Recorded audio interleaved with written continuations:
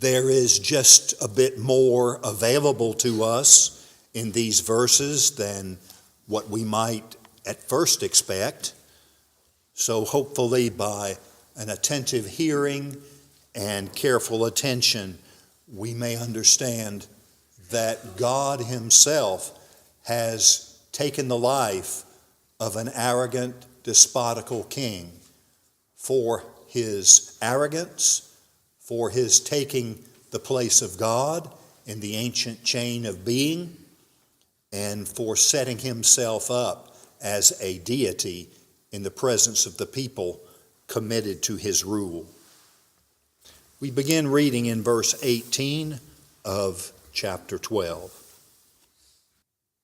Now when day came, there was no small disturbance among the soldiers as to what could have become of Peter. When Herod had searched for him and had not found him, he examined the guards and ordered that they be led away to execution.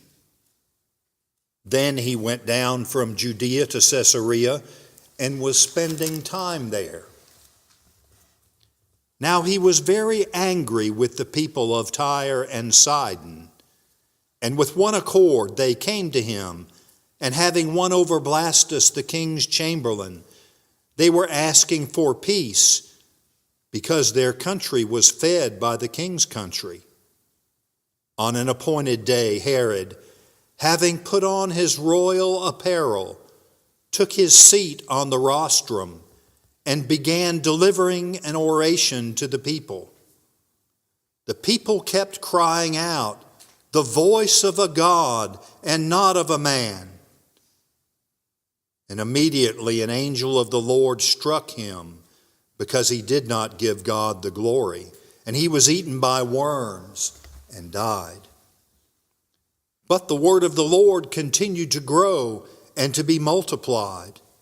And Barnabas and Saul returned from Jerusalem when they had fulfilled their mission, taking along with them John, who was also called Mark. A sensational happening. There is supernatural light and a heavenly visitor. Particularly, we should note in verse 7 that the chains miraculously fell off. An angel guides Peter through 3 separate prison gates. Peter makes his way to the home of Mary.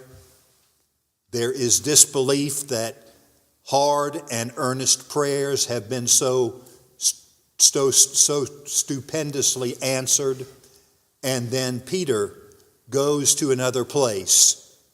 People are still wondering to this day where he went. We have suggested perhaps Antioch. But this concluded, we thought, the stupendous account of Peter's rescue by the heavenly angel. We have a morning scene begun in verse 18, in which Luke tells us there was no small disturbance when they sought and wondered what had become of Peter. Rather strangely, but I think helpfully, we talked about imprisonment technology, a simple way of saying that the Romans had a technique and a method for securing the safety and imprisonment of important prisoners. They had refined that dutiful job to literally a science. And in the case of Peter, it followed about 4 procedures. First of all, the soldiers themselves were ordinarily handpicked for their carefulness, for their attention to detail, and for their experience. They served in a squad called a quaternion. This is 4 soldiers who work together at a particular task. Luke tells us that guarding Peter were 4 quaternions. And when we ask why, the answer is at hand. This was to ensure that each shift of quaternions, 4 shifts through the 4 shifts of night, that each grouping of 4 would be fresh and alert, rather than having 2 or 4 soldiers wait on the prisoner. They had shifting squads or quaternions, ensuring the freshness of the guards every 3 hours. Then, no little assurance that a prisoner would be kept safe was the fact that they operated under the threat of capital punishment. We'll find here in a moment, losing Peter lost their life. So that motivation of one's life, losing a prisoner, was a capital offense. If we look for an example of that, we can turn to Acts chapter 16, where the Philippian jailer, once the earthquake has opened the doors of the prison, the Philippian jailer seeks to take his life and is only stopped by Paul telling him, "Look, we are all here." Why his attempt at taking his own life? Because he knew if he lost the prisoners, he would be executed. His life would be taken. So we have experienced, well-taught soldiers who work in shifts of 4, who are certainly well-rested during each of their 3-hour shifts. Then we have the position of the soldiers, 1 on either hand, and the application of chains. Here I'd like to credit Dr. Campbell for reminding me of a particular practice that archaeology has revealed. When the chains were applied to the prisoner's wrists, they were secured by hammering them together, rather than the lock and key that secured the lock on the soldier's arm. On the wrist of the prisoner, the ends of the iron were hammered together so that no key could unlock the secure attachment to the prisoner's wrists. This means virtually that the guards would not be able ordinarily to participate in receiving a bribe. After all, the chains could not be released from the arms of the prisoner. And so as Peter sits in the prison, he has chains hammered shut on both his left and his right arm, and a soldier seated both on his right and his left. Then finally, the prison themselves, the iron doors and gates in chapter 12 are 3 in number. The final one through which the angel guides him is a heavy door that swings open on its own. So when we read in verse 7 that the chains fell off, we have quite a remarkable statement, but we also have understanding for why in verse 18 the guards and those who come to change the shift are dumbfounded, astounded, and mystified as to how the chains could have been loosed and how the prisoner could have been lost. Also, since the announcement had been made that Peter was going to be led out to execution, this caused public shame to Herod Agrippa. This is a culture of honor and shame, and to forecast and promise the execution of the leader of an unpopular sect, and then to learn on the next morning when his execution was to take place that he was gone, cast shame upon Herod and upon his guards. Herod, the Bible tells us here, examined the guards, and at least one of the quaternions is led away to execution. It did cost them their life. But Peter is free. So the recounting of this is helpful for us to see that God is in control and whatever technology of imprisonment that they thought would be secure is overruled by the power and providence of God.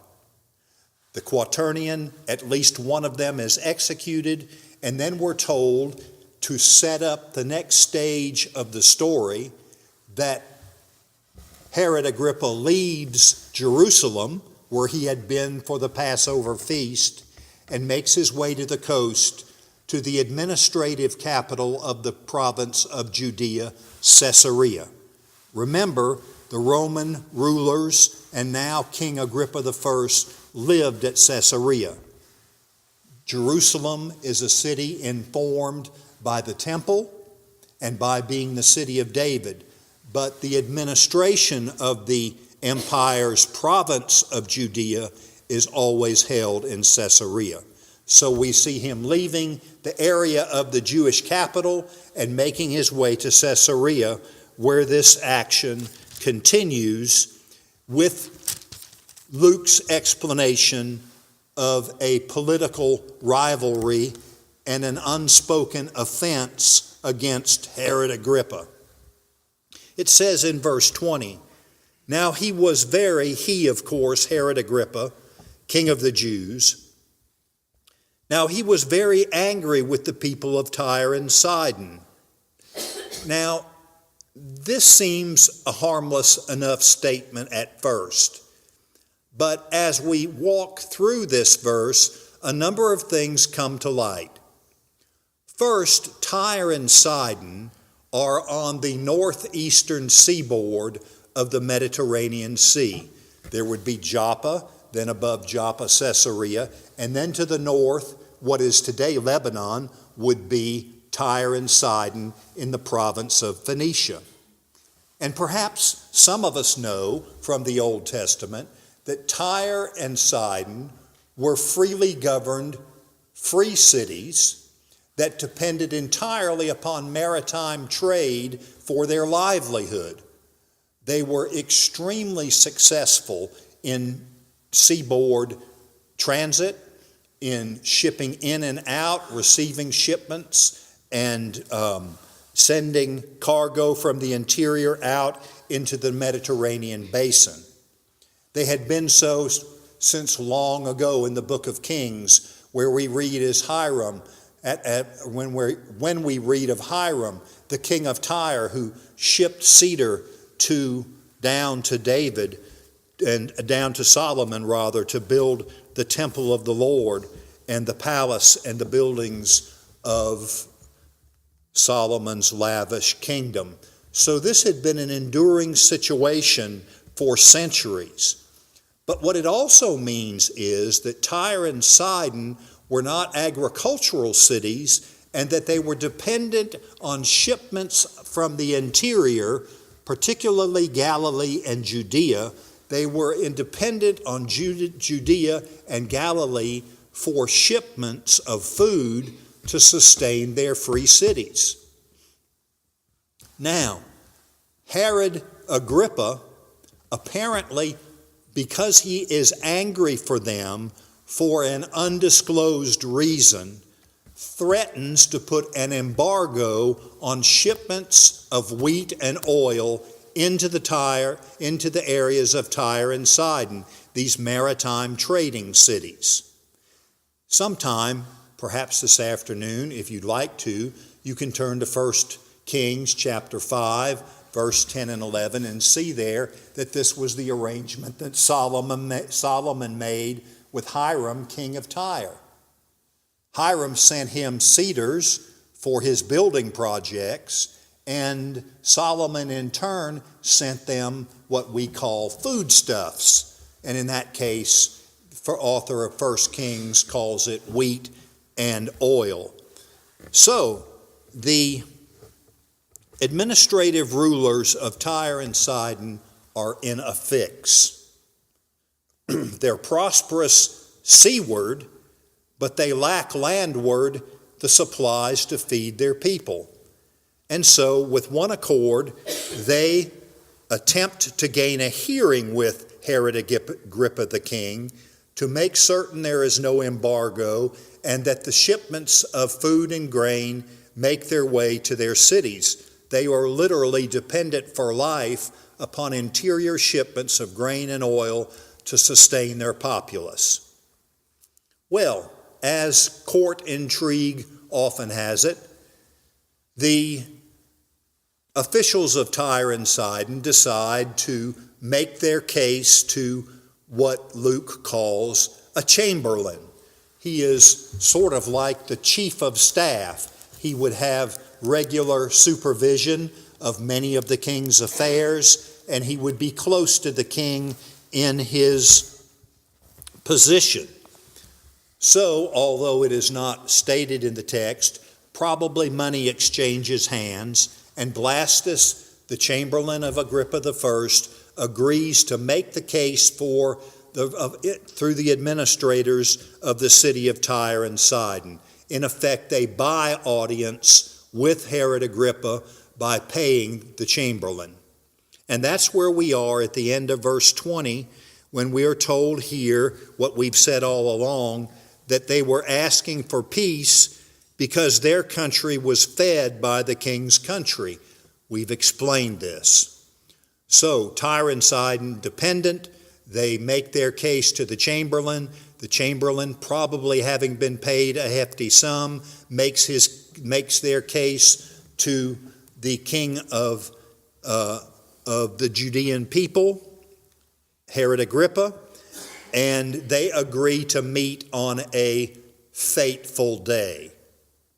Now, it says in verse 21 that the day of this happening, that is the death of Herod Agrippa I, was on an appointed day. And now we'll introduce someone that commonly is helpful in biblical interpretation, Josephus, the Jewish historian. Fortunately for us, he wrote of this particular incident. That is to say, what we have in Luke is also recorded in a book called the Antiquities, which Josephus wrote about this incident. And it appears that the appointed day refers to one of two historical occasions. First, on March the 5th of the year 42, the city was celebrating its founding. So this appointed day may have been an official function in which there would have been games and feasting and parade and celebration. It would have been a large civic event to celebrate the founding of Caesarea by Herod the Great. So this would be a large festival, and many dignitaries from all over Judea, Galilee, the seaboard would attend. On the other hand, Josephus says, perhaps it was a celebration of the emperor's birthday. The emperor's birthday was August the 1st, and that too would be an occasion for great celebration, as Herod Agrippa is a client king to Rome. So on one of those 2 days, we have the same fallout, and that is a large crowd gathered with many public dignitaries, and this is going to be the occasion on which the representatives from Tyre and Sidon are going to make their appeal publicly to Herod Agrippa to release the embargo that is threatened and to allow foodstuffs and the food that is needed to support Tyre and Sidon to flow freely into the city. Again, we don't know from Josephus, and we don't know from Luke why Herod Agrippa was angry with the towns of Tyre, or the cities, I should say, of Tyre and Sidon. But anyway, the wheels are in motion now at this grand public event for representatives of Tyre and Sidon to make their case by making peace with Herod Agrippa. Now we note that Luke mentions that he has on royal apparel. And Josephus gives us, because the account of Herod Agrippa's death was significant in his writings. It was an important event for Josephus to record. Josephus tells us that the garment, here called the apparel, the royal apparel in verse 21, was a garment into which pieces of silver were weaved.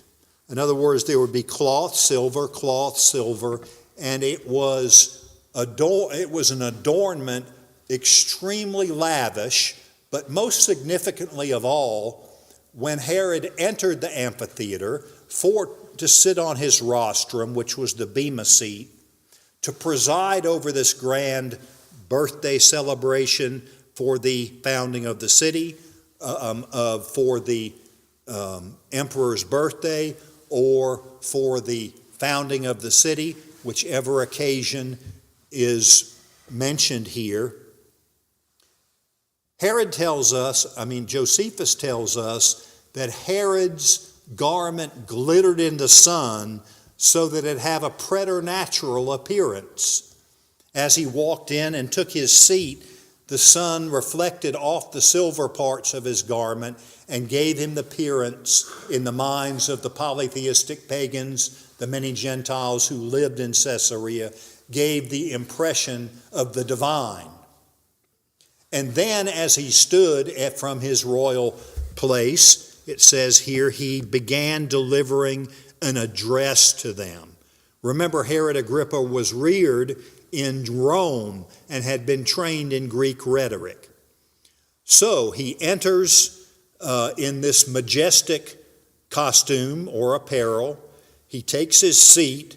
The sun reflects off of his garment, and the crowd, many of them anxious to gain favor with him, and many of them undoubtedly stupefied by the appearance made by the reflection and glittering of the silver in his garment, began to acclaim him a god.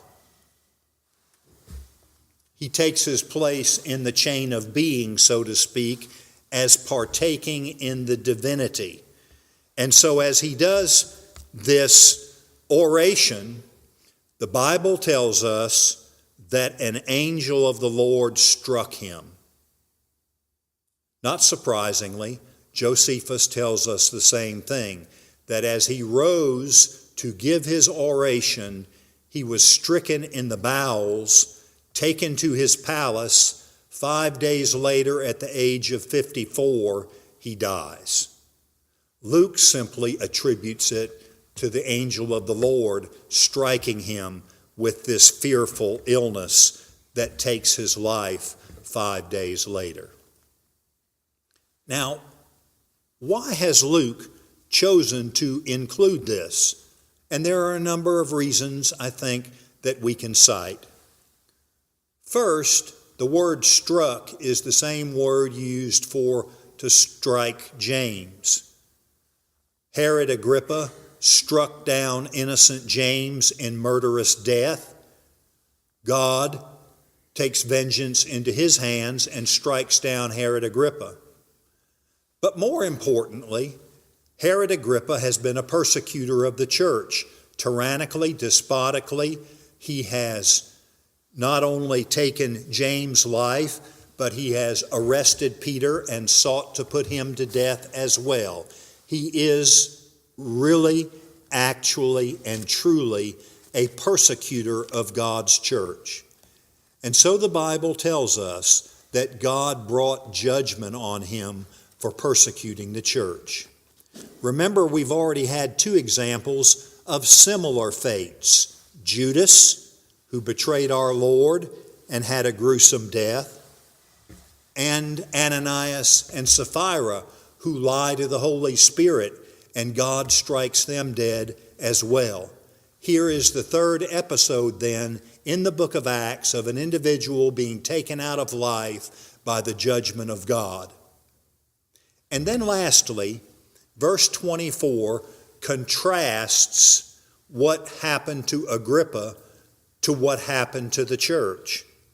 While Agrippa is fearfully taken in a painful death, one can imagine some of the ways in which we might think of those 5 days with apparently worms involved in this dreadful death. How that is contrasted in verse 24 with God's activity in continuing the work of the church. Herod Agrippa dies of worms, but, verse 24, the word of the Lord continued to grow and to be multiplied. So we have two things. We have the death of James and the departure of Peter. Then on the other hand, we have the death of Herod Agrippa and the continued growth of the church, so that not only are God's servants not indispensable, God continues to work in his church and grow his church despite the loss of James and Peter temporarily. He's made his penultimate appearance in chapter 12. We'll read of him again in chapter 15. Then the curtain draws on Peter and we don't see him again in the book of Acts. But Peter is gone, James is gone, and yet the church continues to prosper. The church continues to prosper, and those who have drawn violent sword against God's people has been struck down by an angel of the Lord.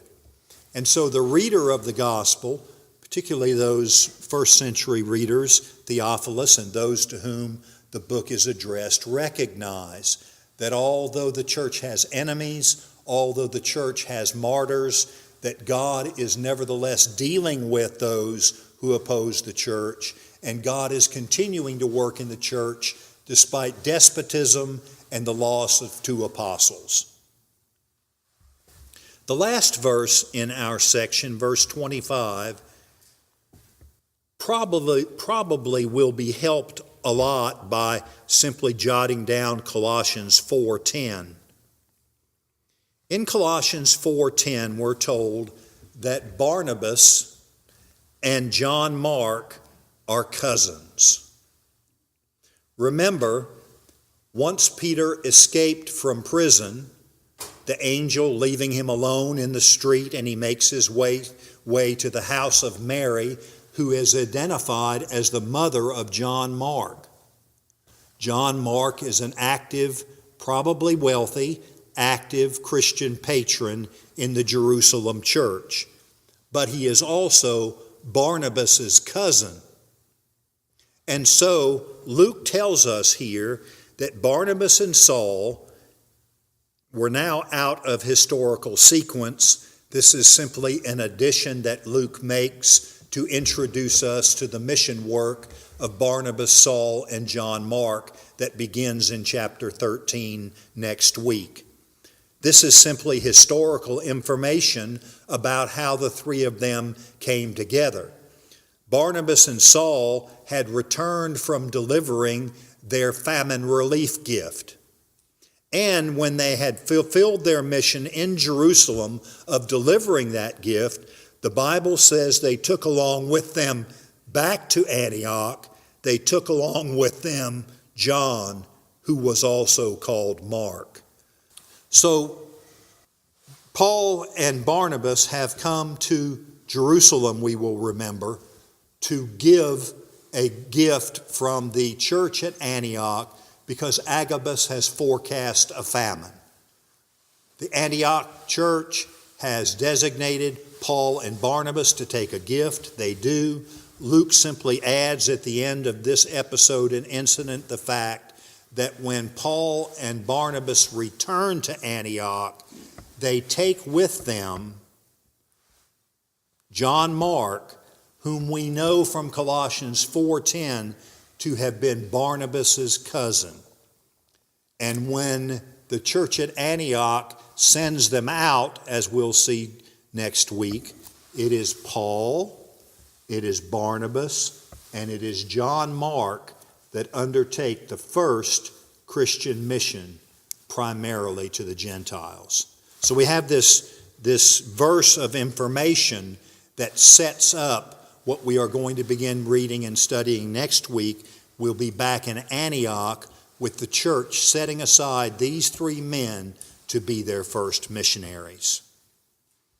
Just before we serve the Lord's Supper, it might be helpful again just to recognize that although the church has had its many enemies across the centuries, that oftentimes God does judge those enemies with the ultimate judgment of death.